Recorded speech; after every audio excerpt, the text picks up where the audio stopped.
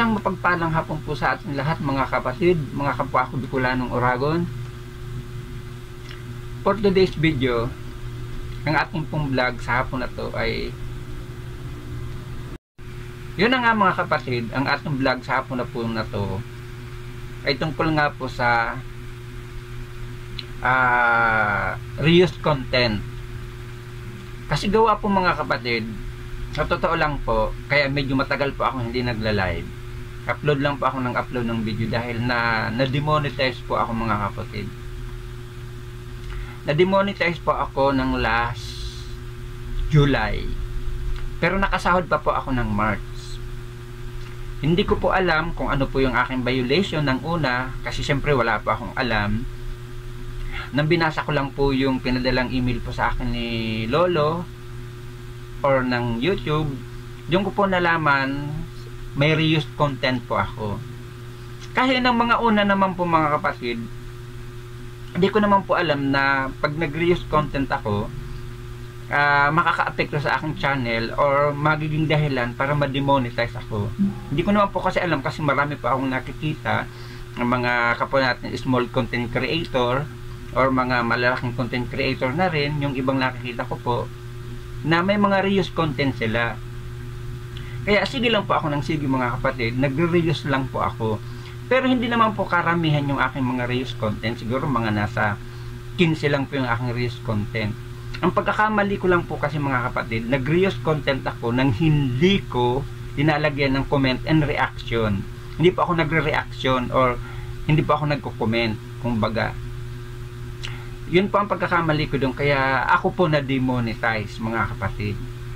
Kaya lalong-lalo na po yung mga galing na mga content sa ibang mga channel or sa ibang mga platform, sa ibang apps, alam nyo na po yung kung mga ano po yun, like TikTok, like galing po ng Facebook, lalong-lalo na po yung sa TikTok. Tapos nga po mga kapatid, pagkatapos ko po yung gawin, at wag na wag po tayong mag-delete ng ating mga video. Kasi ako po mga kapatid, ang nangyari sa akin, ang laki po nang nabawa sa akin sa WhatsApp ko. Kasi dinelete ko po. Nag-delete po ako ng 10. Ang lalaki po ng mga views. Alam nyo po mga kapatid, ang nangyari sa akin sa WhatsApp ko po, bumalik po ako sa 1K WhatsApp. Nahirapan po uli ako na makakuha po uli ng 4,000 WH po natin mga kapatid. Kaya yung 5 pong natitira na malalaki rin po yung mga views, ginawa ko po, i-private ko na lang.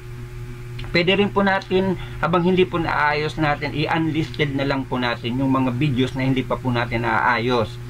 Para, pag once po na nag-apply na tayo, pwede naman po natin siyang i-public para ayusin po natin isa-isa. Pag naayos na po natin, yung naka-unlisted din po natin, pwede na po natin siyang i-public. Wag na wag po kayong magdi-delete ng mga videos kasi ganun po ang mangyayari. Babalik po kayo, back to zero kayo. Mabuti na lang po mga kapatid, hindi po ako nag-back to zero sa WH ko. Kasi kung nagkataon, hindi ko pa po mai-apply ng monetization. Kaya sa mga kapwa ko po dyan, small content creator, wag na wag ninyo na pong planuhin na mag-reuse content. Kasi ako po ganun na nangyari sa akin, na-demonetize po ako. Nawala po yung aking ads. Kasi sobrang higpit nga po ni Lolo. So yun lang po ang aking mga tips sa inyo. Baguhin nyo na lang po ang thumbnail, baguhin nyo lang po ang title, baguhin nyo lang po ang description. Tapos ibahin nyo na lang po kung ano po yung original title niya, kung ano po yung laman ng video niya. Baguhin nyo na lang po yung mga ilalagay nyo nila po. Alam nyo na po yan kung ano po gagawin nyo. Pagkatapos wag na wag po kayo mag-delete. Tapos pag nag-re-edit po kayo ng mga videos nyo, i-blur nyo na lang po simula sa umpisa hanggang kaduluduluhan. Kung may music background nga po, i-mute nyo na lang mga kapatid. Isang tip ko na lang po sa inyo mga kapatid, dahil totoo pong nangyari sa akin na na-demonetize po ako. Kaya mga kapatid, payo ko lang po yan sa inyo sa galing po sa akin na small content creator na lang po, na paalala lang po sa atin mga kapwa small content creator na wag na po tayo magre-reuse content. Shout out nga muna pala sa aking member na si Melvin Vlog.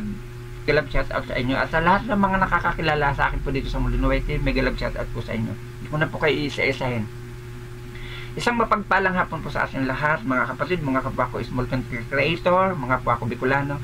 Bye-bye po. God bless you. Ingat-ingat po sa pag-release content.